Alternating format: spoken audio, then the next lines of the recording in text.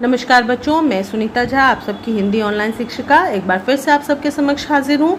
बच्चों, जैसा कि मैंने पिछले वीडियो में कहा था कि हम लोग एक नई पुस्तक से पाठ पढ़ना शुरू करेंगे। तो ये पुस्तक का नाम है स्वर्णिम, जो कि नवीन राष्ट्रीय शिक्षा नीति के अनुसार है और इसका नाम है स्वर्णिम और ये कक्षा 7 के लिए है, 7वां भाग है। तो इसके भी पाठ को आज हम लोग शुरू कर रहे हैं। कुछ स्कूलों में ये चल रहा है और जिस स्कूल में मैं पढ़ा रही हूँ उसमें अभी यही पुस्तक चल रही है। तो फिर इसलिए मैंने सोचा कि इस पर भी वीडियो आप लोगों के लिए बना दूँ, ताकि अगर आप में से किसी के स्कूल में ये पुस्तक शुरू हो चुकी होगी तो उनकी सहायता हो जाए। ठीक है, तो पहला चैप्टर मैं इसमें भी अभी नहीं पढ़ाऊँगी, पहले दूसरा चैप्टर ही पढ़ते हैं हम लोग। ये चैप्टर जो है पंचलाइट। बच्चों, आप लोग इस चीज़ को समझ नहीं सकते क्योंकि ये जो कहानी है ना, बहुत पुराने समय की है, बहुत पुराने समय की। जब मेरे ख्याल से आपके पिता से भी पहले के समय की कहानी है, यानी आप अपने दादाजी के समय की कहानी समझ सकते हैं। तो उस समय ऐसा था कि हर गांव में, हर शहर में लाइट नहीं हुआ करती थी। वहाँ पे केरोसिन तेल के टेन डिबरी आदि जलाकर लोग, दिया जलाकर लोग रोशनी करते थे। उसी तरह से एक पेट्रोमैक्स होता था जिसमें कि केरोसिन ऑयल भरा जाता था और जैसे स्टोव में पंप दे करके हवा भरते हैं और उस एयर प्रेशर से जलता है, उसी तरह पंच लाइट भी हुआ करता था जो कि एयर प्रेशर से जलता था और उसमें एक रेशमी पोटली जैसी होती थी, उसको बांध दिया जाता था। वो पोटली जो थी वो जल जाती थी और फिर उससे लाइट निकलता था, तो उसी को पंच लाइट कहते थे। और ये उस समय की कहानी है जबकि ये पंच लाइट भी हर जगह नहीं होता था, हर एक घर में नहीं होता था, बल्कि पूरे पंचायत में, पूरे गांव में कोई 1 या 2 हुआ करता था, जो गांव के किसी भी सार्वजनिक उत्सव में या सार्वजनिक कार्यक्रम में जिसका प्रयोग किया जाता था। ठीक है, तो ये चूंकि बहुत पुरानी कहानी है इसलिए मैंने आपको थोड़ा पुराने समय ले जा करके ये चीज़ समझा दिया है। और ये रही उसकी तस्वीर जो पंच लाइट कहलाती है, पेट्रोमैक्स कहलाती है। इसको देख करके शायद कुछ अंदाज़ा आप लगा सके। तो चलिए शुरू करते हैं इस पाठ को। पिछले 15 महीनों से दंड जुर्माने के पैसे जमा करके महतो टोली के पंचों ने पेट्रोमैक्स खरीदा है, इस बार रामनवमी के मेले में। पहले बच्चों पैसे बहुत कम हुआ करते थे, मतलब थोड़े थोड़े पैसे, और उन्हीं पैसों का जो कीमत होता था ना, बहुत ज़्यादा होता था। जैसे आज रुपए 10 रुपए हुआ करते, उस समय 1 पैसा, 1 आना, उससे भी कम पैसे हुआ करते थे। तो उस हिसाब से थोड़े थोड़े पैसे जमा किए जाते थे और वो यहाँ जो है इस गांव में जो है 15 महीनों तक जमा किया गया। लेकिन जमा करने का तरीका ये नहीं था कि हाँ सबसे पैसे लिए गए, बल्कि सिर्फ उन लोगों से पैसे लिए गए थे जिन्होंने कोई गलत काम किया था समाज में, या किसी तरह का जिनको दंड देना पड़ा था, यानी कि कोई फाइन भरना पड़ा था। तो उन फाइन के पैसों को ही पूरी पंचायत ने जमा करना शुरू किया था और होते होते 15 महीनों में वो लोग इतना पैसा जमा कर पाए थे कि एक पेट्रोमैक्स खरीद सके। और फिर उन लोगों ने रामनवमी के मेले के समय वो पेट्रोमैक्स खरीदा। गांव में कुल मिलाकर 8 पंचायतें थी। जिस गांव की ये कहानी है ना, उस गांव में 8 पंचायतें थी। हर एक जाति की अपनी अलग अलग सभा चट्टी थी, मतलब हर जाति की अपनी अपनी पंचायत थी और वो पंचायतें बैठाने के लिए एक अलग स्थान था और उसके सारी व्यवस्था वो जाति ही करती थी। सभा चट्टी मतलब वो बैठने का स्थान और उसके लिए उपस्थित जो भी सामग्री हो वो सब। सभी पंचायतों में दरी, जाजिम, सतरंजी और पेट्रोमैक्स है। दरी का मतलब आप लोग जानते हैं, ज़मीन पर बिछाया जाता है जिस पर लोग बैठते हैं। जाजिम मतलब चादर, सतरंजी भी दरी जैसा ही होता है, और पेट्रोमैक्स यानी वही लाइट जो अभी मैंने आप लोगों को बताया। पेट्रोमैक्स जिसे गांव वाले पंच लाइट कहते हैं, लाइट कह नहीं पाते इसलिए पंच लाइट कहते हैं। पंच लाइट खरीदने के बाद पंचों ने मेले में ही तय किया 10 रुपए जो बच गए हैं इससे पूजा सामग्री खरीद ली जाए। और जब पंचों ने रामनवमी के मेले के समय पंचलाइट खरीदा तो वहाँ पे उस फाइन के रुपए में से 10 रुपए बच गए थे, और 10 रुपए जो बच गए तो उसका क्या करें, ये बात उन लोगों ने तय किया कि जो इन 10 रुपए से पूजा की सामग्री खरीद ले और ले जा करके गांव में इस पेट्रोमैक्स की पूजा करे, क्योंकि बिना नेम टेम के कल कब्जे वाली चीज़ का पुण्याह नहीं करना चाहिए। नेम टेम मतलब बिना नियम, बिना पूजा पाठ के, ठीक है। कल कब्जे यानी कल पुर्जे वाली चीज़ों की, यानी मशीनी चीज़ों की शुरुआत नहीं करनी चाहिए बिना नियम पूजा पाठ आदि के। उन लोग इसके लिए तर्क देते हैं कि अंग्रेज बहादुर के राज में भी पुल बनाने से पहले बलि दी जाती थी। वो कहते हैं कि भाई हम तो हिंदुस्तानी हैं, हम तो ये करेंगे ही, क्योंकि पूजा पाठ तो हमारे धर्म में ही आता है। यहाँ तक कि अंग्रेज लोग जो थे वो भी कोई ऐसा काम करते थे, बड़ा काम करते थे, जैसे पुल वगैरह बनाए करते थे, तो वो लोग पूजा पाठ करते थे, बलि देते थे, उसके बाद पुल बनाते थे। तो फिर हमें तो करना ही चाहिए। मेले में सभी दिन दहाड़े ही गाँव लौटे। सबसे आगे पंचायत का छड़ीदार पंच लैट का डिब्बा माथे पर लेकर, और उसके पीछे सरदार, दीवान और पंच वगैरह। पंचायत में क्या होता है कि एक मुख्य सरपंच होता है, मुखिया होता है, और 5 लोगों का एक टोली होता है जो मिलकर किसी भी समस्या में अपना फैसला दिया करते हैं, कोई भी नियम या कानून तैयार करते हैं, किसी को सज़ा देते हैं या क्या करना चाहिए गांव के लिए वो आदि सब प्लान करते हैं, सब मिलकर करते हैं। तो उनका जो छड़ीदार यानी कि उनका जो चौकीदार था वो सबसे आगे था, जिसके सर पे पंचलाट का डिब्बा रखा हुआ था, और वो लोग दिन दहाड़े यानी कि शाम होने से बहुत पहले ही गांव लौट आए थे मेले से। और उसमें क्या था कि सरदार और दीवान उसी छड़ीदार के पीछे पीछे चल रहे थे। छड़ीदार सबसे आगे था पंचलाट लेकर, और पंच वगैरह सब उनके पीछे थे। गांव के बाहर ही ब्राह्मण टोली के फुटंगी झा ने टोक दिया, कितने में लालटेन खरीद हुआ मैं तो। और जो गांव के बाहर ही वो लोग पहुंचे थे, अभी तक अंदर पहुंचे भी नहीं थे, तभी ब्राह्मण टोली के जो 8 टोलियां वहां पे थी, 8 जातियां जो थी, उसमें से एक ब्राह्मण टोली भी था, जिसके कि फुटंगी झा ने उन लोगों को टोक दिया और उन्होंने पंचलैट को लालटेन कहकर संबोधित किया। तो ये बात उन लोगों को बुरा लगा कि इतने इंतज़ार के बाद वो लोग पंचलैट खरीद के लाए हैं, इतनी बड़ी चीज़ लेके आए हैं, और ये जो है इनको लालटेन नज़र आ रहा है, तो उनको बुरा लगा। देखते नहीं पंचलैट है, उन्होंने एकदम से पलट कर जवाब दिया और फिर कहने लगे, बामन टोली के लोग ऐसे ही बात करते हैं, अपने घर की डिबरी बत्ती को भी बिजली बत्ती कहेंगे और दूसरे के पंचलैट को लालटेन। और वो लोग गुस्से में आपस में बोलते हैं कि ब्राह्मण टोली के लोगों की ये आदत ही होती है, अपने घर की जो छोटी सी चीज़ भी होती है उसको बढ़ा चढ़ा के बोलते हैं। अगर उनके घर में डिबरी भी जल रही हो तो वो कहेंगे कि हमारे घर में बिजली बत्ती जल रहा है, बिजली वाले बल्ब जल रहे हैं, और दूसरों के घर में बड़ा भी चीज़ होगा तो उसको छोटा करके, हीन करके बताते हैं, यानी दूसरों की बड़ाई तो वो कर ही नहीं सकते, हमारे पंचलैट को लालटेन कह रहे हैं। टोले भर के लोग जमा हो गए। अब पंचलैट आया था, इतने लंबे इंतज़ार के बाद, तो टोले भर के लोग वहाँ पे जमा हो गए उस पंचलैट को देखने के लिए। उस खुशी में औरत, मर्द, बूढ़े, बच्चे सभी काम काज छोड़कर दौड़े चले आए। चल रे चल, अपना पंचलैट आया है, पंचलैट है। छड़ीदार जो था यानी जो चौकीदार था, उसका नाम था अग्नू महतो, वो बार बार रह कर लोगों को चेतावनी दे रहा था, यानी वार्निंग दे रहा था कि हाँ दूर से, जरा दूर से देखो, पंचलैट के पास मत जाना, हाँ छूना नहीं, छूछा मत करो, ठेस मत लगाओ, टूट जाएगी, नई चीज़ है और विशेष चीज़ है। तो इस बात को वो बार बार एहसास दिला रहा था सबको कि अरे मैं इतना महान हूँ कि मैं इसे उठा कर ले आया हूँ, तुम लोग इसको हाथ मत लगाओ। सरदार ने अपनी स्त्री से कहा, सांझ को पूजा होगी, जल से नहा धोकर चौका पीढ़ा लगाओ। और सरदार की स्त्री जो थी, उनकी पत्नी जो थी, उनसे उन्होंने कहा कि सांझ को यानी शाम के समय में पंचलैट की पूजा होगी, तो एक काम करना, नहा धोकर चौका पीढ़ी लगा देना, यानी पूजा के लिए जो चौकी बिठाया जाता है, वहाँ के आसपास जो तैयारियाँ होती हैं वो सब तुम नहा धोकर कर लेना। टोले की कीर्तन मंडली के मूलगैन ने अपने भगतिया पच्चकों को समझा कर कहा, देखो आज पंचलैट की रोशनी में कीर्तन होगा। तो टोले में, उस महतो टोले में जो कीर्तन मंडली थी, कीर्तन की मंडली तो आप लोगों ने सुना ही होगा ना, मतलब जो भगवान के भजन आदि कीर्तन करते हैं, गाते हैं, तो उसका जो ग्रुप होता है उसी को कीर्तन मंडली कहते हैं। आज भी गाँव घर में या कभी कभी शहरों में भी आपको सुनने के लिए मिल ही जाता होगा कीर्तन।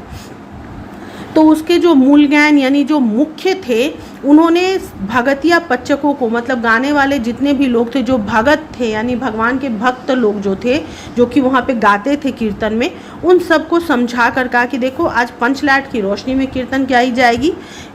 जब पंचलैट जलेगा तो उसकी शुरुआत होगी कीर्तन के साथ। बेताले लोगों से पहले ही कह देता हूँ, बेताले यानी जो ताल में नहीं गाते, सुर में जो नहीं रहते हैं, उन लोगों की बात हो रही है कि उन लोगों से पहले ही कह देता हूँ कि आज यदि आखिर धरने में 1.5 भेड़ हुआ तो दूसरे दिन से एकदम बैकआउट। जो बेताले हैं, जिनका सुर सही नहीं लगता, उन लोगों से पहले ही कह देता हूँ कि अगर आज थोड़ा सा भी इधर उधर टेढ़ा बेढ़ा हुआ, थोड़ा सा भी गड़बड़ हुआ ना सुर लगाने में, अक्षरों में, तो उनको कल से ही बाइकआउट कर दिया जाएगा, उनको अपने टोली में नहीं रखा जाएगा। तो उसने पहले ही धमकी दे दी सबको। औरतों की मंडली में गुलरी काकी गोसाई का गीत गुनगुनाने लगी और इस उत्साह में, इस उल्लास में गुलरी काकी जो थी इंतज़ार नहीं कर पाई औरतों की मंडली की, वो बस उसी समय गोसाई यानी भगवान की गीत गाने लगी। छोटे छोटे बच्चों ने उत्साह के मारे बेवजह शोरगुल मचाना शुरू किया। आप लोगों ने भी ये चीज़ महसूस किया होगा कि जब बहुत ज़्यादा उत्साह होता है और खासकर जब सारे बड़े लोग उसमें शामिल होते हैं तो बच्चे बेवजह बिना जाने कि क्या बात है, आखिर खुशी का कारण क्या है, वो ज़्यादा एक्साइटेड हो जाते हैं सब लोगों को अपने पास जमा देख कर ही। तो उसी तरह उस टोले के जो बच्चे थे ना, उन लोगों ने जैसे ही देखा कि सब लोग इतने खुश हैं, कुछ विशेष है, बस उनके समझ में ये आया और उस उत्साह में वो लोग बेवजह शोरगुल मचाने लगे। तो वैसे ही उस गांव के, उस टोले के बच्चे भी बेवजह बिना मतलब के शोरगुल मचाने लगे। सूरज डूबने के 1 घंटा पहले ही टोले भर के लोग सरदार के दरवाजे पर आकर खड़े हो गए। पंचलैट मतलब कि अभी शाम हुई नहीं थी, सूरज डूबा नहीं था, उससे पहले ही टोले भर के लोग सरदार के घर के आगे जमा हो गए। पंचलैट के सिवा और कोई गप नहीं, कोई बात नहीं थी, सिर्फ पंचलैट, कोई दूसरी बात वहाँ नहीं हो रही थी। सरदार ने गुड़गुड़ी पीते हुए कहा, दुकानदार ने पहले सुनाया पूरे 5 कौड़ी 5 रुपए। अब यहाँ पे क्या हुआ कि अभी तो पूजा में समय बाकी था 1 घंटा, तब तक क्या करें, तो सरदार जो थे पंचलैट खरीदने की कहानी बताने लगे कि हमने कितनी विशेषता से, कितनी विद्वता से, कितनी चालाकी से ये पंचलैट खरीदा, हमें कोई ठगना भी चाहा तो हम नहीं ठगाए। उन्होंने कहा, दुकानदार ने दाम बताया पहले पूरे 5 कौड़ी और 5 रुपए हमें देना होगा। मैंने कहा कि दुकानदार साहब मत समझिएगा कि हम एकदम देहाती हैं, और सरदार ने कहा कि आप हमें उल्लू मत समझिएगा, हम देहाती नहीं हैं कि हमें आप ठग लें, बहुत पंचलैट देखा है। इसके बाद दुकानदार मेरा मुंह देखने लगा और उन्होंने बड़े स्टाइल से बताया कि मैंने जैसे ही ये कहा कि हम देहाती नहीं है, मैंने पंचलैट देखा हुआ है, आप मुझे ठग नहीं सकते, तो दुकानदार मेरा मुंह देखने लगा, शॉक्ड हो गया, आश्चर्यचकित हो गया और बोला, लगता है आप जाति के सरदार हैं। और यही सुनकर के दुकानदार समझ गया कि मैं कितना विशेष हूँ, जाति का सरदार हूँ। और वो कहने लगा, ठीक है, जब आप सरदार होकर खुद पंचलैट खरीदने आए हैं तो जाइए, पूरे 5 कौड़ी में आपको दे रहे हैं, यानी 5 रुपये आपके लिए छोड़ दिया। और सरदार ने अपनी विशिष्टता वहाँ पे बता दी, अपनी काबिलियत जता दी कि भाई मैं कितना काबिल हूँ कि मैंने 5 रुपये छुड़वा दिए। अब जैसे ही सरदार सबके नज़रों में इतने विशेष बने, गांव के खास बने, तो दीवान को कैसे रहा जाता। दीवान जी ने तुरंत कहा, अलबत्ता चेहरा परखने वाला दुकानदार है। दीवान जी ने तुरंत कहा कि वो जो था ना दुकानदार, चेहरा देखकर समझ जाता था कि कैसा आदमी है, तो एकदम परखने वाला व्यक्ति था, समझदार व्यक्ति था।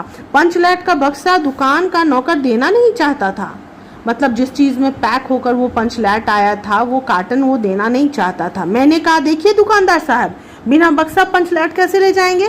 अब दीवान जी ने अपनी खासियत बताई, अपनी विशेषता बताई कि मैंने कहा कि अरे भाई, बिना डिब्बे के हम कैसे ले जाएंगे पंचलैट को। तो दुकानदार ने नौकर को डांटते हुए कहा, क्यों रे, दीवान जी की आंख के आगे धुरखेल करता है, दे दो बक्सा। दुकानदार ने नौकर को डांटा। दीवान ये बताने की कोशिश कर रहा था कि दुकानदार देखते ही समझ गया था कि मैं बड़ा समझदार हूँ, और अपने नौकर को डांट के बोलता है कि मेरे आंखों के सामने वो धुरखेल करने की कोशिश कैसे कर रहा है। धुरखेल यानी कि आंखों में धूल झोंकना, धूल यहाँ पे धूल को बोला जा रहा है, ठीक है। तो वो डांट के कहता है कि उनको धोखा देने की कोशिश मत करो और दे दो बक्सा।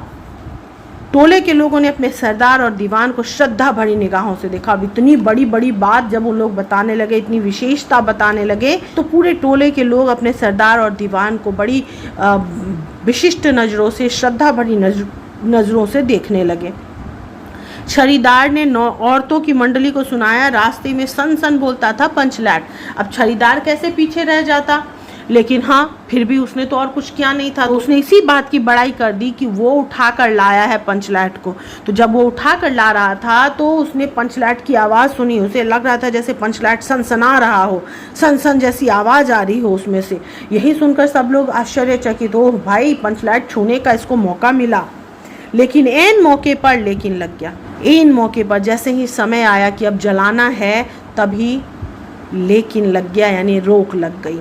रूदल साहब बनिए की दुकान से 3 बोतल किरासन तेल आया और सवाल पैदा हुआ, पंचलैट को जलाएगा कौन?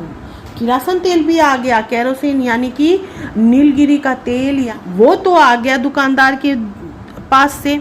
लेकिन सवाल ये है कि आखिर इसको जलाएगा कौन? पहली बार ये पंचलैट टोले में आया है, जलाना कोई जानता नहीं है, खरीद के तो आ गया, बड़ी बड़ी बातें भी हो गई, लेकिन जलेगा कैसे? यह बात पहले किसी के दिमाग में नहीं आई थी। पंचलैट खरीदने के पहले किसी ने ना सोचा, खरीदने के बाद भी नहीं।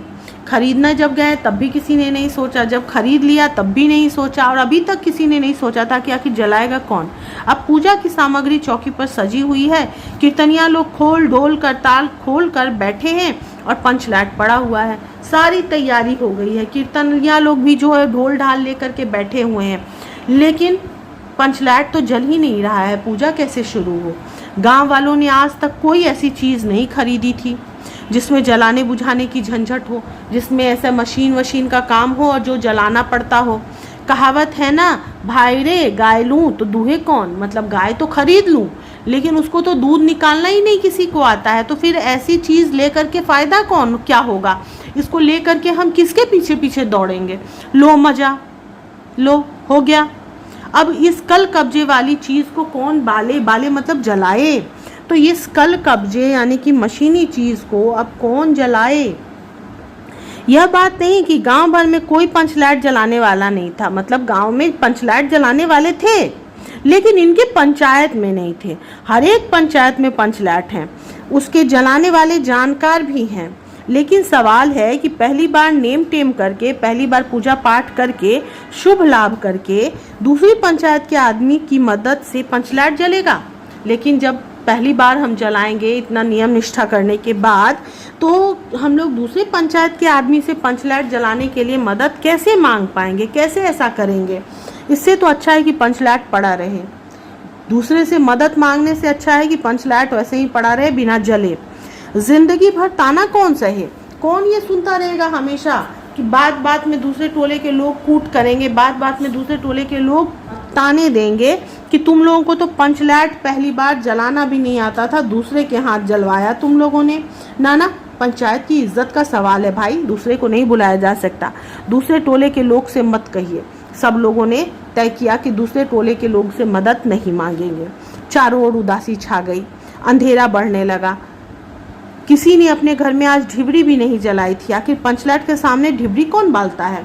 मतलब कि सबको तो ये उम्मीद थी कि पंचलैट जलेगा, ज़्यादा रोशनी होगी, तो ढिबरी कौन जलाएगा? ढिबरी मतलब आप लोग जानते हैं, जो कि एक बॉटल में क्या करते हैं, उसके कैप में, बॉटल के कैप में छेद करके उससे बत्ती बना के कपड़े की, जैसे दिया में जलता है ना, वैसे ही उसमें डाल दिया जाता है और केरोसिन ऑयल डाल करके उसको जलाया जाता है, तो वो ढिबरी होता है। उससे रोशनी कम होती है, इसलिए पहले काम तो चल जाता था, लेकिन जहाँ पे लाइट जलेगा वहाँ पे ढिबरी की क्या ज़रूरत, ये सोचकर किसी ने नहीं जलाया था। आज पेट्रोमेक्स जलेगा, पूजा होगा, कीर्तन होगी, तो सबकी उम्मीदें टूटने लगी थी, तो सब उदास होते जा रहे थे। सब किए कराए पर पानी फिर रहा था। सरदार, दीवान और छड़ीदार के मुंह में बोली नहीं। अब जो इतना बढ़ कर अभी बोल रहे थे, उन लोगों के मुंह में अब आवाज़ ही नहीं थी, कुछ बोल ही नहीं पा रहे थे कि आखिर ये जो समस्या है उसका समाधान क्या है, उसको कैसे दूर किया जाए। पंचों के कान पकड़कर पंचलैट के सामने 5 बार उठो बैठो, तुरंत जलने लगेगा। और इसमें क्या हुआ कि लोग एक दूसरे का मजाक भी उड़ाने लगे। किसी ने कहा पंचों के ही कान पकड़कर पंचलैट के सामने 5 बार उठो और बैठो तो फिर ये जलेगा। ये सिर्फ उस पर ताना मारा जा रहा था। पंचों ने सुनकर मन ही मन कहा, भगवान ने हंसने का मौका दिया है, हंसेंगे नहीं। और पंचों ने ये बात सुनी कि उनके कान पकड़ने की बात हो रही है, तो उन्हें बुरा लगा, लेकिन वो कुछ बोल नहीं पाए। मन ही मन उन्होंने कहा कि भगवान ने हंसने का उन लोगों को मौका दिया है, इसलिए वो हंस रहे हैं, मजाक बना रहे हैं। एक बूढ़े ने आकर खबर दी, रूदल साहब बनिया भारी बतंगड़ आदमी है। एक व्यक्ति के बारे में आकर एक बूढ़े व्यक्ति ने बताया कि रूदल सिंह जो बनिया है, जो दूसरी जाति का है, वो बतंगड़ है, यानी कि बात बनाने में बड़ा माहिर है। कह रहा है कि पंचलैट का पंपू जरा होशियारी से देना, मतलब फिर वो भी मजाक उड़ा रहा है कि वो जो पंप है उससे जो एयर प्रेशर दिया जाता है उसको बड़ा होशियारी से चलाना, तो वो भी मजाक ही उड़ा रहा है कि तुम्हें वो जलाने तो आता ही नहीं है तो जलाओगे क्या। गुलरी काकी की बेटी मुनरी के मुंह में बार बार एक बात आकर मन में लौट जाती थी। गुलरी काकी की एक बेटी थी मुनरी, उसके मन में एक बात आती थी बार बार, लेकिन वो बेचारी उसको बोल नहीं पा रही थी, चुप हो जा रही थी। वह कैसे बोले? वह जानती है कि गोधन पंचलैट बालना जानता है। गोधन नाम का एक व्यक्ति है जो कि पंचलैट जलाना जानता है, लेकिन गोधन का हुक्का पानी पंचायत से बंद है। हुक्का पानी का मतलब होता है कि जाति में जो सामाजिक कार्य होगा उसमें वो शामिल नहीं होगा, कि कोई उसे अपने घर में निमंत्रण नहीं देगा या उसके घर में कोई निमंत्रण खाने नहीं जाएगा, उसकी शादी ब्याह उस जाति में नहीं होगी। तो ये उनके ऊपर पाबंदियां लगाई जाती है जाति के तरफ से, ताकि उस किसी गलती की वजह से, किसी गलती के भरपाई की वजह से वो सजा होती है। तो गोधन को के ऊपर भी ऐसे ही पाबंदी लगाई हुई थी, उसका हुक्का पानी बंद था। मुनरी की माँ ने ही पंचायत से फरियाद की थी, मतलब ये शिकायत भी जो थी ना, जिस वजह से गोधन का हुक्का पानी पंचायत में बंद किया गया था, उसके लिए फरियाद भी मुनरी की माँ ने ही की थी। मुनरी की माँ ने ही जाकर वहाँ पर शिकायत की थी कि गोधन रोज उसकी बेटी को देखकर सलम सलम, ये कौ नहीं होना चाहिए, मौ होना चाहिए, सलम सलम वाला सलीमा का गीत गाता था। यानी कि वो क्या करता था कि हर रोज गोधन मुनरी को देखकर, यानी कि गुलरी काकी की बेटी को देखकर सनम सनम वाला सलीमा यानी सिनेमा का गीत गाया करता था। फिल्म का एक गीत गाता था सनम सनम वाला, हम तुमसे मोहब्बत करके सनम। आपने सुना होगा, एक बहुत पुराना गीत है, हम तुमसे मोहब्बत करके सनम, रोते भी रहें हंसते भी रहें।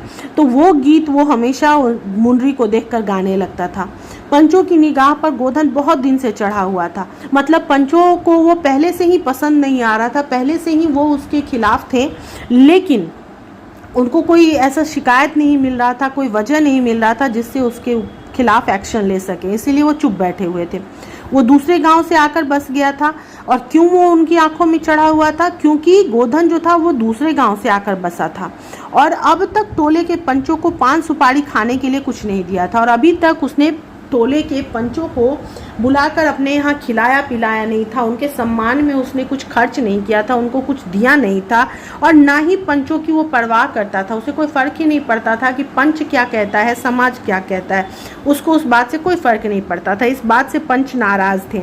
बस पंचों को अभी मौका मिल गया, जब शिकायत मिली तो मौका मिल गया, और तुरंत उन्होंने 10 रुपया जुर्माना लगा दिया, और साथ ही ये भी कह दिया कि अगर जुर्माना नहीं देगा तो उसका हुक्का पानी बंद हो जाएगा।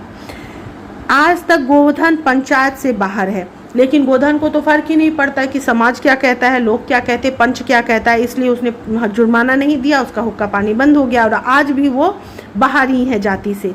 उससे कैसे कहा जाए? और अब प्रश्न ये है कि जिस जाति ने उसे जाति से बाहर कर दिया था, अब वो खुद ही उससे कैसे कहे कि आओ भाई हमारा उद्धार करो, हमारा पंचलैट जलाओ। मुनरी उसका नाम कैसे ले? अब मुनरी कैसे बोले? क्योंकि मुनरी के ही वजह से उस पर शिकायत की गई थी, कहीं कोई ये ना समझ ले कि मुनरी उसके साथ मिली हुई है, इसलिए मुनरी उसका नाम भी नहीं ले पा रही है, बोल भी नहीं पा रही है कि गोधन लाइट जलाना जानता है, और उधर जाति का पानी उतर रहा है। सो अलग पानी उतरना मतलब बेइज्जती हो रहा है, तो उसको भी वो बर्दाश्त नहीं कर सकती है, तो वो क्या करे सोचने लगती है। मुनरी ने चालाकी से अपनी सहेली कनेली के कान में बात डाल दी, और मुनरी ने समझदारी दिखाई और अपनी सहेली को ये बात बता दी। कनेली बोली, चिगो चिद चिन्ह। ये चिगो चिद चिन्ह जो है ना, बस मतलब फुसफुसाहट को इस तरह से लिखा गया है, तो वो आपस में दोनों बात करती हैं। कनेली मुस्कुराकर रह गई, और फिर जब मुनरी ने कहा कि भाई तुम बोलो तो सही, तो कनेली मुस्कुरा गई। फिर वो बोली, गोधन तो बंद है, मतलब जाति में उनको बंद किया गया है, उसको यहाँ पे नहीं आना है। तो मुनरी बोली, तू कह तो सरदार से, तुम एक बार बोलकर तो देखो, गोधन जानता है पंचलैट बालना। कनेली तुरंत पंचों को सामने बोल देती है, कौन गोधन जानता है बालना? लेकिन और अचानक पंचों को याद समझ में आ जाता है, कौन गोधन? अरे वही जिसको हमने जाति से बाहर किया था, क्या वो जानता है पंचलैट जलाना? लेकिन अभी उनको अचानक याद आता है कि अरे उसे तो जाति से बाहर कर दिया गया है, उसे कैसे बुलाया जाए। सरदार ने दीवान की ओर देखा और दीवान ने पंचों की ओर। पंचों ने एक मत होकर हुक्का पानी बंद किया था। अब सबने मिलकर हुक्का पानी बंद किया था तो सब एक दूसरे की ओर देखने लगते हैं ताकि सहमति प्राप्त कर सके कि अब क्या किया जाए, क्योंकि ये तो मुसीबत की घड़ी है और इस मुसीबत से वही एकमात्र निकाल सकता है। जाति की इज्जत का सवाल है। सलीमा का गीत गाकर आंख का इशारा मारने वाले गोधन से गांव भर के लोग नाराज थे।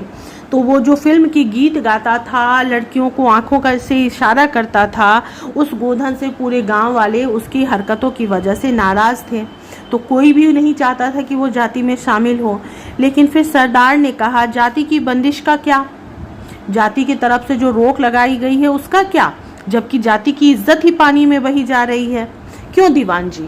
और उन्होंने दीवान जी से सहमति लेते हुए ये कहा कि जब जाति की इज्जत का सवाल हो तो वहाँ पर जाति के द्वारा रोक लगाए जाने का कोई महत्व नहीं होना चाहिए, है ना दीवान जी? दीवान ने कहा ठीक है, उन्होंने सहमति दे दी, बिल्कुल सही। पंचों ने भी एक स्वर में कहा ठीक है, गोधन को खोल दिया जाए। मतलब कि चलो भाई, गोधन की ये बंदिश जो है, हुक्का पानी जो है वो खोल दिया जाए, वो जाति में शामिल कर लिया जाए। सरदार ने छड़ीदार को भेजा।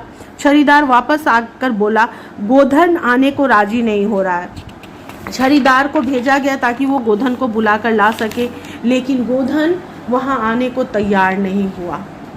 कहता है, पंचों की क्या प्रतीत, उनका क्या भरोसा, कोई कल कब्जा बिगड़ गया तो मुझे ही दंड जुर्माना भरना पड़ेगा। वो कहता है कि मुझे पंचों पर भरोसा नहीं है, अगर मशीन में कुछ बिगड़ गया तो फिर मुझे जुर्माना देना पड़ेगा।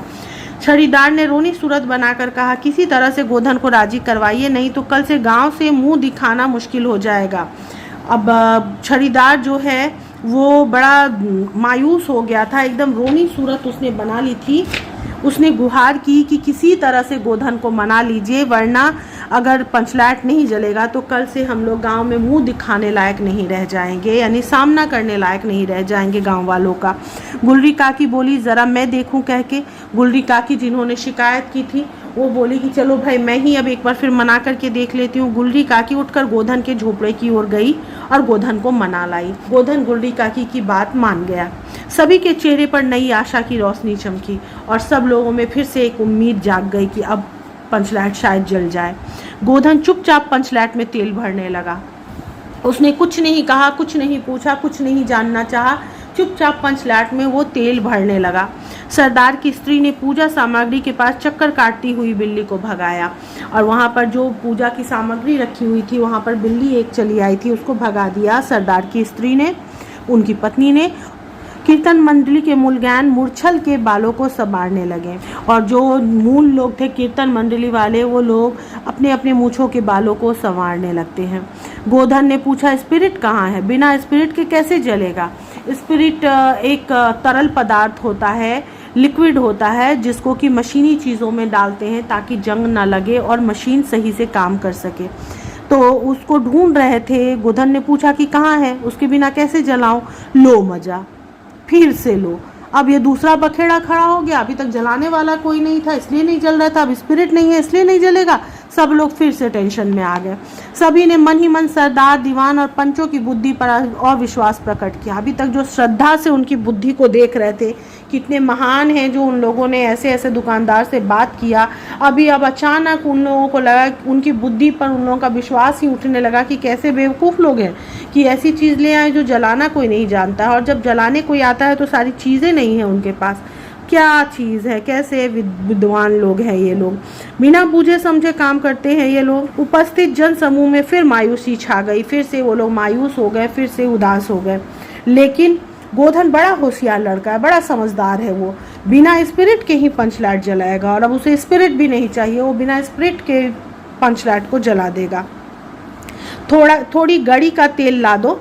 और उसने गड़ी का तेल यानी नारियल का तेल मांगा। मुंडरी दौड़ कर गई और एक मलसी गड़ी का तेल ले आए।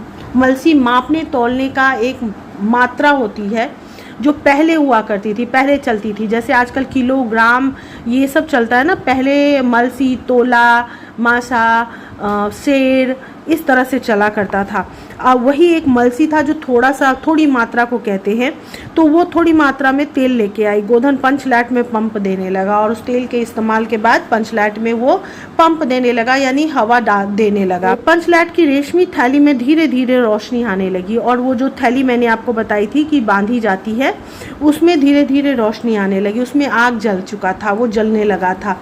गोधन कभी मुंह से फुफकारता, कभी पंचलैट की चाबी घुमाता। वो धीरे धीरे उस रेशमी थैली में मुंह से फूंक मारते हुए उसको जलाने की कोशिश कर रहा था और कभी कभी पंचलैट में चाबी घुमा देता था ताकि उसकी रोशनी सही से बढ़ जाए। थोड़ी देर बाद पंचलैट से सनसनाहट की आवाज़ निकलने लगी और रोशनी बढ़ती गई। जैसे गैस खुल जाता है तो कैसे सनसन की आवाज़ आती है, बिल्कुल पंचलैट जलने से वैसे ही आवाज़ आती थी। तो वो आवाज़ आने लगी। लोगों के दिल का मैल दूर हो गया। जितने भी अभी तक मायूसी थी, उदासी थी, एक दूसरों के प्रति बुरा व्यवहार था, सोच थी, जो गोधन के खिलाफ गांव वालों के मन में बुरे विचार थे, वो सब दूर हो गया, सब खत्म हो गया। गोधन बड़ा काबिल लड़का है। सब लोग सोचने लगे कि गोधन तो बड़ा समझदार और टैलेंटेड लड़का है। अंत में पंचलैट की रोशनी से सारी टोली जगमगा उठी। तो कीर्तनिया लोगों ने एक स्वर में महावीर स्वामी की जय ध्वनि के साथ कीर्तन शुरू कर दिया। यहाँ पे महावरी जो लिखा हुआ है वो होगा महावीर, ठीक है। तो कीर्तनिया टोली ने एक स्वर में महावीर स्वामी की जय ध्वनि यानी कि उनकी कीर्तन, उनका गाना शुरू कर दिया। महावीर यानी कि हनुमान जी। पंचलैट की रोशनी में सभी मुस्कुराते हुए चेहरे स्पष्ट हो गए। जितने लोग वहां पर बैठे थे सबके चेहरे साफ साफ नजर आने लगे। गोधन ने सबका दिल जीत लिया था, सब उससे प्रसन्न थे। मुनरी ने हसरत भरी, यहाँ पे भी हरकत नहीं होना चाहिए, हसरत होना चाहिए। हसरत मतलब उम्मीद। मुनरी ने हसरत भरी निगाह से गोधन की ओर देखा, उम्मीद भरी निगाहों से गोधन की ओर देखा। आंखें चार हुई और आंखों में बातें हुई।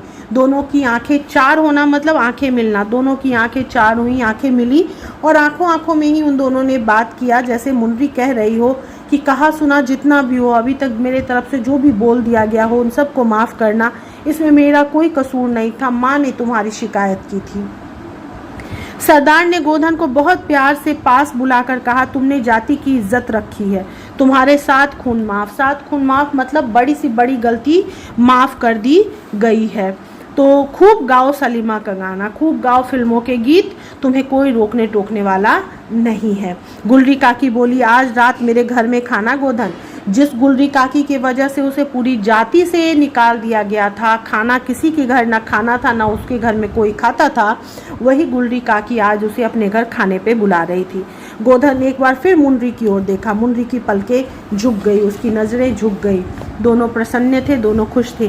कीर्तनिया लोगों ने एक कीर्तन समाप्त कर जय ध्वनि की और कीर्तनिया लोगों की एक कीर्तन खत्म हो चुकी थी। उन लोगों ने जयकारा लगाया, जय ध्वनि की, जय हो जय हो। और पंचलैट के प्रकाश में पेड़ पौधों का पत्ता पत्ता पुलकित हो रहा था और जो पंचलैट जो जल रहा था उस लाइट की रोशनी में, ये देखिए पंचलैट है, तो उस लाइट की रोशनी में ऐसा लग रहा था कि वहाँ के सारे लोग तो खुश ही थे, सारे लोग तो प्रसन्न नज़र आ ही रहे थे। वहाँ पे वहाँ के पत्ते पेड़ पौधे तक प्रसन्न नज़र आने लगे थे। तो बच्चों इस तरह से ये कहानी तो ख़त्म हो गई। इस कहानी के लेखक हैं फणीश्वर नाथ रेणु, जो कि एक आंचलिक लेखक रहे हैं, मतलब गाँव में रहे हैं, गाँव के परिवेश में ही वो कहानियाँ ज़्यादातर लिखते थे। उनके बहुत सारी कहानियों पर फिल्म भी बन चुकी है। ये कहानी भी एक बहुत प्रसिद्ध कहानी है। इस पर भी एक वृत्त चित्र कह सकते हैं या टेलीफिल्म कह सकते हैं, वो मैंने देखा है, दूरदर्शन पे दिखाया गया था। ये रहे शब्द ज्ञान यानी शब्द भंडार, जिसको कि आपको याद करना है, क्योंकि अगर आपके पास शब्द नहीं होंगे तो फिर वाक्य कहाँ से बना पाएंगे। अब आते हैं प्रश्नोत्तर में। मौखिक प्रश्न है हालांकि, लेकिन मैं इसका भी उत्तर लिख देती हूँ। तो गांव वालों के अनुसार पंचलाइट क्या था? गांव वालों के अनुसार पंचलाइट सम्मान का विषय था, जिसे वे पंचलाइट कहते थे। बच्चों मैं आपको बार बार कहती हूँ कि अगर एक पद में उत्तर लिखिए, यहाँ नहीं हो प्रश्न में, तो कभी भी एक शब्द में उत्तर नहीं लिखेंगे, पूरे वाक्य में उत्तर लिखेंगे। तो जैसे मैं बोल रही हूँ वैसे ही लिखिएगा। अब है पंचलाइट के संबंध में सरदार ने अपनी स्त्री से क्या कहा। इसके लिए आपको पेज 17 में जाना होगा। यहाँ देखिए सरदार ने अपनी स्त्री से कहा सांझ को पूजा होगी, जल्दी से नहा धोकर चौका पीढ़ा लगाओ। उसके बाद प्रश्न है सबका दिल जीतने का काम किसने किया? गोधन ने। चेतावनी देने का काम कौन कर रहा था? छड़ीदार अग्नु महतो। तो इसको पूरे सेंटेंस में ही लिखेंगे कि चेतावनी देने का काम छड़ीदार अग्नु महतो कर रहा था। गुलरी काकी किसका गीत गुनगुनाने लगी? गुलरी काकी गोसाई का गीत गुनगुनाने लगी। अगला प्रश्न है गांव वालों की प्रसन्नता का क्या कारण था? तो उसका उत्तर मैंने यहाँ पे लिख दिया है। गांव में अन्य 7 पंचों में पंचलाइट था, मगर महतो टोली में आज लंबे समय के इंतजार और कोशिशों के बाद उनकी पंचायत में पंचलाइट आया था, इसलिए गांव वाले प्रसन्न थे। ठीक है। उसके बाद का प्रश्न है अग्नु महतो ने गांव वालों को क्या चेतावनी दी? इसके लिए भी आपको पेज नंबर 17 में जाना होगा। छड़ीदार अग्नु महतो रह रहकर लोगों को चेतावनी देने लगा। हाँ, दूर से, जरा दूर से, छूछा मत करो, ठेस न लगे वो। उसके बाद है गोधन का हुक्का पानी क्यों बंद किया गया था? पेज नंबर 19 के 3rd पैराग्राफ में आपको देखना पड़ेगा। ये देखिए, यहाँ से आप लिख सकते हैं यहाँ तक, लेकिन आप इसे इस तरह से भी लिख सकते हैं कि पंचों की निगाह पर गोधन बहुत दिन से चढ़ा हुआ था। पंच उससे पहले से ही नाराज थे क्योंकि वो दूसरे गांव से आकर बसा था और गांव के पंचों को, टोले के पंचों को उसने कभी भी मान सम्मान नहीं दिया था, पान सुपारी आदि नहीं खिलवाया था। वो उनकी परवाह नहीं करता था, पर उन्हें कोई शिकायत अभी तक गोधन की नहीं मिली थी। लेकिन जैसे ही मुनरी की माँ गुलरी काकी ने इस बात की फरियाद की, शिकायत की कि गोधन रोज उनकी बेटी को देखकर सलम सलम वाला सलीमा का गीत गाता है, तो पंचों ने मौका पाते ही उस पर 10 रुपया का जुर्माना लगा दिया और जुर्माना न देने के परिस्थिति में उसका हुक्का पानी बंद कर देने का फैसला दिया। तो आप इस तरह से भी इसको लिख सकते हैं। ठीक है, जितना मैंने बोला है वो लिख लें तो बहुत अच्छा होगा। अब अगला प्रश्न है कि किरासन लाने के बाद भी पंचलाइट न जलने का क्या कारण था? पंचलाइट गांव वालों ने आज पहली बार देखी थी और कोई उसे जलाने का तरीका नहीं जानता था, अतः किरासन तेल लाने के बाद भी पंचलाइट नहीं जल पा रहा था। और उसके बाद प्रश्न है बच्चों, पंचलाइट की रोशनी वहां मौजूद लोगों के जीवन पर क्या प्रभाव डाल रही थी? मैंने उत्तर यहाँ पर भी लिख दिया है, लेकिन ये थोड़ा सा मैसी हो गया है, साफ सुथरा नहीं दिख रहा है और जगह ना होने की वजह से मुझे इधर भी लिखना पड़ा है, इसलिए मैंने इसका उत्तर दोबारा यहाँ पर लिख दिया है। देखिए, पंचलाइट की रोशनी वहां मौजूद लोगों के जीवन में आशा, खुशियां और गर्व का एहसास करवा रही थी। उन्हें गांव के बाकी पंचायतों के बराबर होने की उम्मीद दिला रही थी। उस रोशनी में सबके चेहरे चमक उठे थे और मन का मैल दूर हो गया था। ठीक है। उसके बाद प्रश्न है जो कि इस गद्यांश के आधार पे उत्तर लिखना है। सरदार ने दीवान की ओर क्यों देखा? सरदार ने दीवान की ओर सहमति के लिए देखा। माफ़ कीजिएगा बच्चों, उत्तर में सहमति गलत लिख दिया गया है, इसलिए मैंने यहाँ पे सुधार कर लिखा है, नीचे देख लीजिए। ताकि गोधन का हुक्का पानी अथवा उस पर लगी पाबंदियों को खोल दिया जाए और उसे बुलाकर पंचलाइट जलाने का आग्रह किया जाए। किस चीज़ की सहमति? कि गोधन को जाति की पाबंदियों से दूर किया जाए। पंचों ने एक ही स्वर में क्या कहा? पेज नंबर 19 में आपको मिलेगा। पंचों ने एक स्वर में कहा ठीक है, गोधन को खोल दिया जाए। उसके बाद प्रश्न है जाति की इज्जत से अभिप्राय है जाति का मान सम्मान और उसकी प्रतिष्ठा, यहाँ पर वो भी लिख सकते हैं। ठीक है। गुलरी काकी उठकर कहाँ और क्यों गई? गुलरी काकी उठकर गोधन के घर गई ताकि उसे पंचलाइट जलाने के लिए तैयार कर सके, क्योंकि एकमात्र गोधन ही था जो उस पंचायत में पंचलाइट जलाना जानता था। तो बच्चों, मैंने यहाँ पे सिर्फ गोधन के घर जो लिखा है उसको भी आप पूरी लाइन में लिखेंगे कि गुलरी काकी उठकर गोधन के घर गई या उसकी झोपड़ी की तरफ गई। Fill in the blanks complete किया हुआ है, ये आप लिख सकते हैं। ट्रू फॉल्स भी पूरा किया हुआ है। अब अगला प्रश्न जो है, यहाँ पे ई की मात्रा लगा करके आपको लिंग बदलने हैं, लेकिन चूंकि बाल शब्द का मतलब होता है बच्चा और ये इसका जब हम लोग लिंग बदलते हैं तो बाल से बाला हो जाता है, यहाँ ई की मात्रा नहीं लगाई जा सकती, इसलिए इस तरह से है। और बाकी तो मैंने लिख ही दिया है। सरल वाक्य ढूंढने हैं। सरल वाक्य से मतलब होता है ऐसे वाक्य जिसमें सिर्फ एक ही विधेय, एक ही समापिका क्रिया हो। तो ऐसे वाक्य कई हैं इस पाठ में, जैसे गांव में कुल मिलाकर 8 पंचायतें हैं, हर एक जाति की अलग अलग सभा चट्टी है, टोले भर के लोग जमा हो गए। जैसे औरतों की मंडली में गुलरी काकी गोसाई का गीत गुनगुनाने लगी। जैसे और आगे बढ़े तो यहाँ देखिए, गोधन ने एक बार फिर मुनरी की ओर देखा, मुनरी की पलकें झुक गईं। इस तरह से आपको 5 ही वाक्य लिखने हैं, लेकिन यहाँ पर तो ढेरों वाक्य हैं, ठीक है। और सरल वाक्य किसको कहते हैं, इसके लिए अगर आपको क्लियर नहीं है तो मैं आप अपने वाक्य वाले वीडियो का जो लिंक है वो भी इस वीडियो के डिस्क्रिप्शन बॉक्स में दे दूंगी, जिसको कि आप लोग देख लेंगे तो वाक्य आसानी से समझ में आ जाएगा।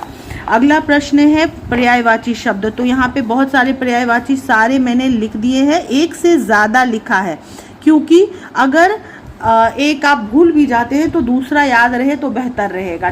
दिए गए शब्द युग्मों से को वाक्य में प्रयोग करना है। शब्द युग्मों का मतलब होता है शब्दों के जोड़े, जो कि विलोम भी हो सकते हैं, समान शब्द भी होते हैं, जोड़े भी होते हैं। दोनों बच्चे अलग अलग पंक्तियों में जाकर खड़े हो गए। छोटे छोटे बच्चे मैदान में खेल रहे थे। आपका बहुत बहुत धन्यवाद। पेट्रोमैक्स से सन सन की आवाजें आ रही थी। यह तो बात बात पर रूठ जाता है। हमें कभी कभी दूसरों की बातें भी समझनी चाहिए। इस तरह से आप कुछ भी वाक्य बना सकते हैं। यहाँ फणीश्वर नाथ रेणु जी के बारे में दिया हुआ है। तो उम्मीद है कि आपको ये पाठ पूरी अच्छे से समझ में आ गया होगा।